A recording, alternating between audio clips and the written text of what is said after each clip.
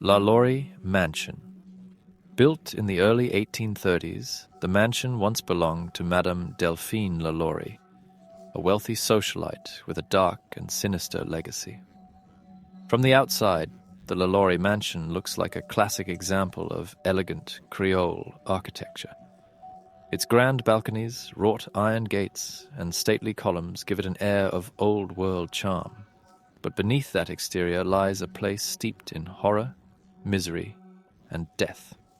Madame LaLaurie, born Marie Delphine McCarty, was part of New Orleans' upper class, a respected figure in society.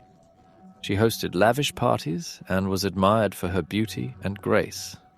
However, behind closed doors, Delphine harbored a deep and disturbing cruelty. The truth of her sadistic nature came to light in 1834, when a fire broke out at the LaLaurie Mansion.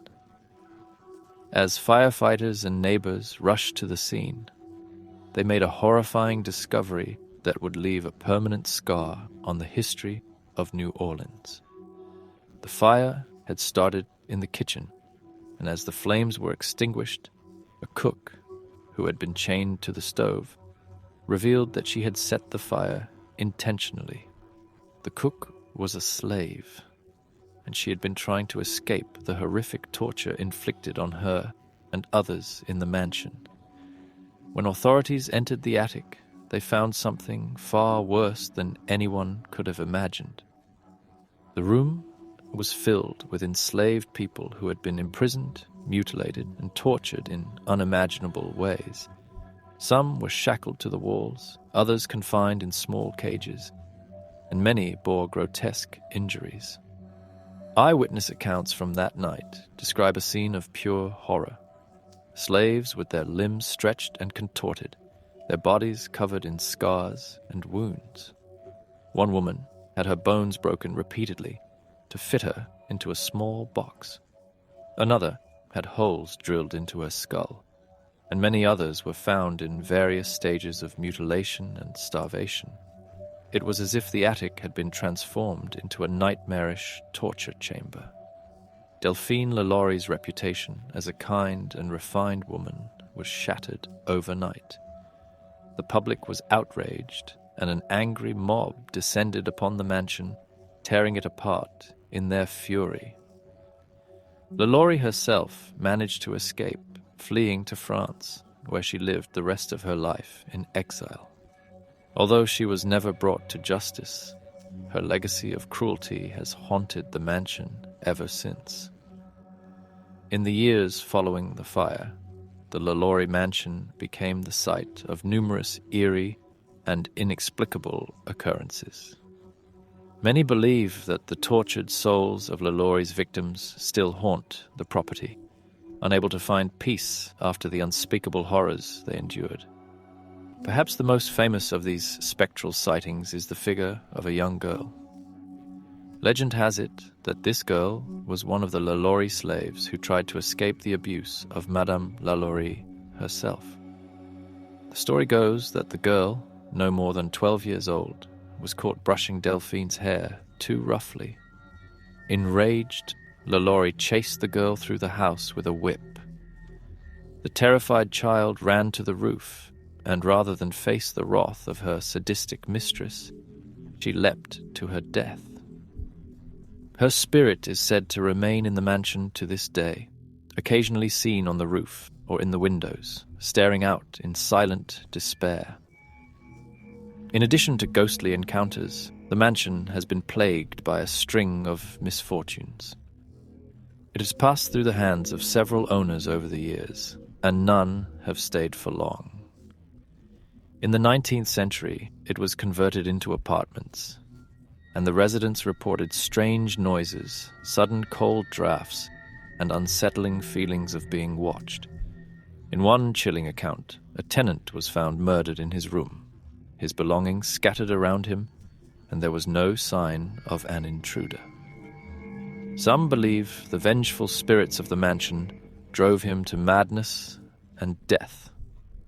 In the early 20th century, the mansion was transformed into a furniture store, but soon after the store opened, the owner found his stock mysteriously vandalized.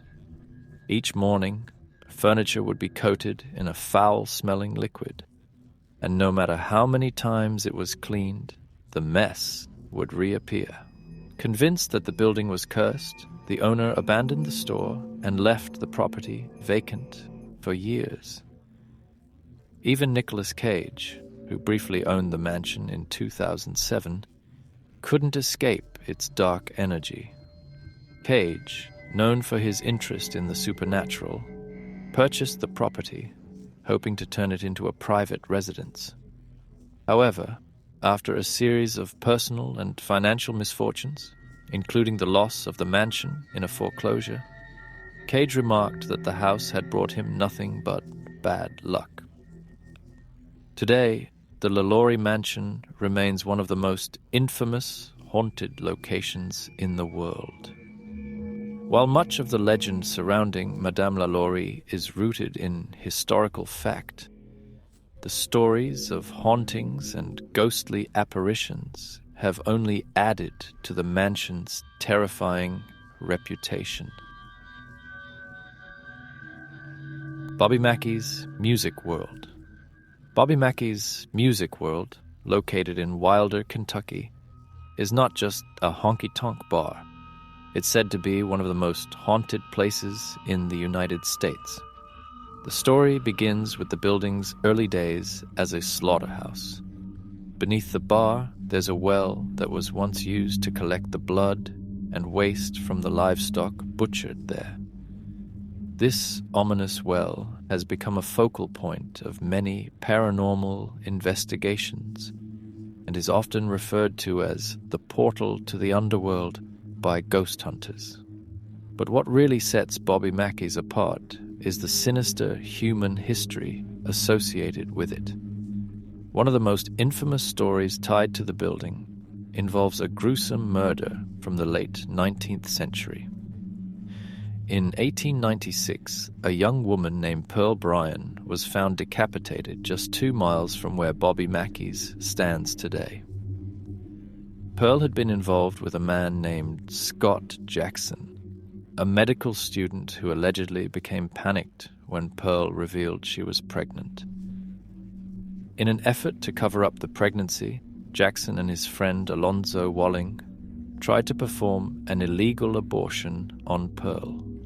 When the procedure went wrong, they decided to kill her and dispose of her body. Most disturbingly, Pearl's head was never recovered.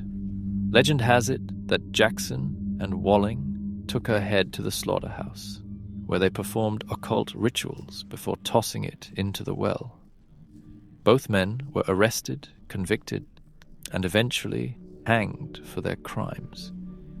But before his execution, Walling reportedly vowed to haunt the area forever, especially if anyone ever attempted to turn the slaughterhouse into something else. Could this curse be responsible for the eerie activity reported at Bobby Mackey's today? Fast forward to the 20th century, when the building transformed into a roadhouse and gambling den during the Prohibition era. By the 1950s, it had become known as the Latin Quarter, a popular nightclub rumored to be controlled by organized crime. This period in the building's history is also marred by another tragedy, the mysterious death of a dancer named Johanna. According to local law, Johanna was a young woman who worked at the Latin Quarter and had fallen in love with one of the club's singers. When her father, who supposedly had mob connections, found out about the romance, he wasn't happy. He ordered the man's murder, and Johanna, heartbroken and desperate, poisoned herself in one of the building's dressing rooms. It's said that before she died, she wrote out a suicide note in which she cursed the place. Bobby Mackey, the country singer who bought the building in 1978, had no idea of its dark past when he turned it into a music venue. But soon after opening the bar, strange occurrences began to happen. Employees and patrons alike reported inexplicable phenomena, doors slamming shut on their own, objects flying across the room, and the sound of disembodied voices echoing through the halls. One of the most unsettling reports came from Carl Lawson, the bar's former caretaker. Carl lived in an apartment above the bar, and over time he became convinced that the building was haunted by malevolent spirits. He claimed to have been physically attacked by unseen forces, pushed, scratched, and even possessed. His experiences were so intense that he eventually underwent an exorcism, which was even featured on an episode of the show A Haunting. According to those present, during the exorcism, Carl's voice changed, and he spoke in strange languages, including Latin. Though he believed the exorcism rid him of the entity, he later admitted that he never felt entirely free of the spirits that haunted Bobby Mackey's. The building's haunted reputation has only grown over the years, attracting ghost hunters, paranormal investigators, and curious visitors. In fact, Bobby Mackey's music world has been featured on numerous television shows, including Ghost Adventures and Paranormal Lockdown. Both crews reported unsettling experiences, with members of the Ghost Adventures team claiming to have been scratched, pushed, and even felt an overwhelming sense of dread while inside the bar. One of the most chilling pieces of evidence comes from the investigation by Ghost Adventures host Zach Bagans. During their time at Bobby Mackey's, the team captured an EVP, or electronic voice phenomenon, of what they believed to be Pearl Bryan's voice. In the recording, a woman's voice can be heard saying, "Get out," which many believe to be Pearl's warning to those who dare to enter this cursed location. Even Bobby Mackey himself, a self-professed skeptic, admits that there's something strange going on in his bar. Though he doesn't believe in ghosts, he has written songs inspired by the haunting stories, including one called Johanna, which pays tribute to the tragic dancer who some believe still lingers in the bar, waiting for her lost love. Crescent Hotel. Perched on the Ozark Mountains in Eureka Springs, Arkansas, stands the Crescent Hotel, a grandiose Victorian building constructed in 1886. It's not just a normal hotel. It's often referred to as America's most haunted hotel. When the Crescent was first opened in the late 1800s, it was one of the finest luxury hotels in the country. Wealthy socialites from all over America would come here for its exquisite accommodations and healing hot springs, which were believed to have magical, restorative properties. But despite its initial success, the Crescent's prosperity was short-lived.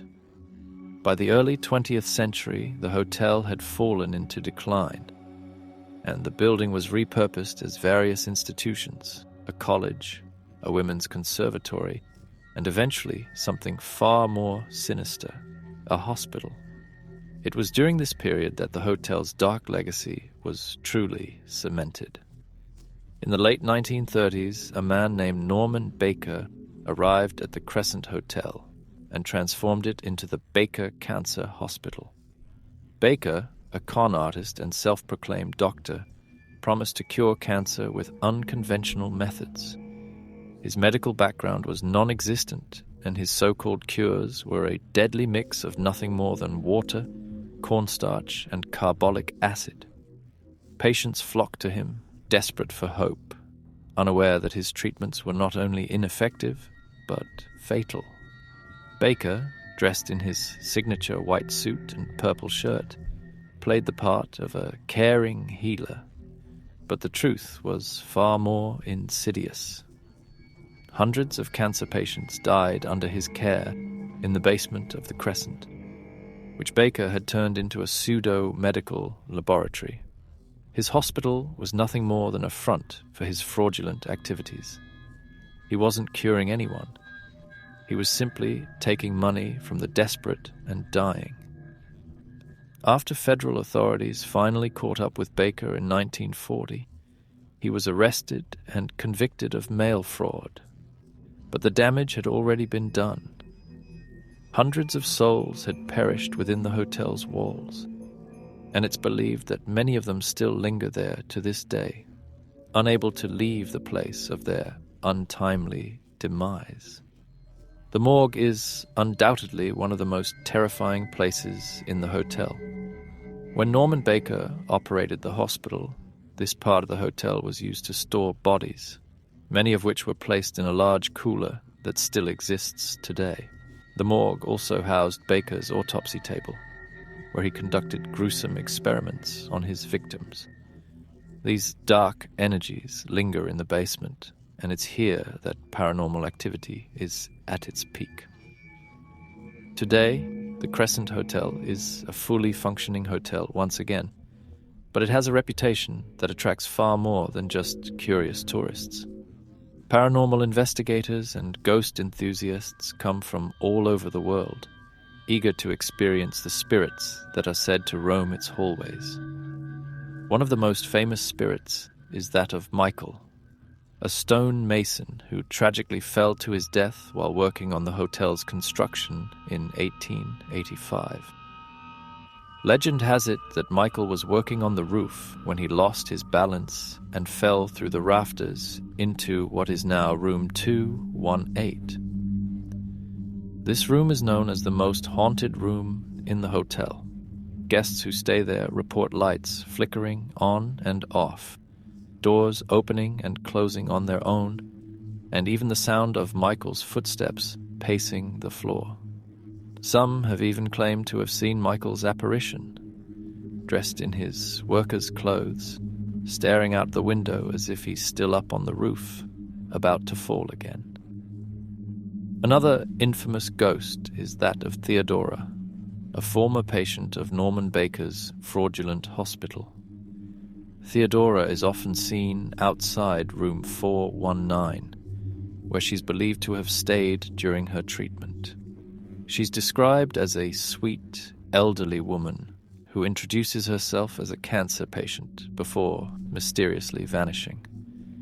Guests have reported hearing her voice and seeing her form flicker in and out of existence in the hallways. Perhaps the most chilling of all is the spectral figure known as Dr. Baker himself. Dressed in his white suit, he has been seen roaming the morgue. Visitors brave enough to tour the morgue report an overwhelming sense of unease. Some claim to feel cold spots, hear whispers, or even see the cooler door slowly open and close, as if unseen hands are moving it. While Michael, Theodora, and Dr. Baker are the most famous spirits in the Crescent, they're far from the only ones. Numerous guests have reported seeing mysterious apparitions throughout the hotel. One such ghost is said to be that of a young woman in a nurse's uniform, wandering the halls as if still tending to Baker's patients.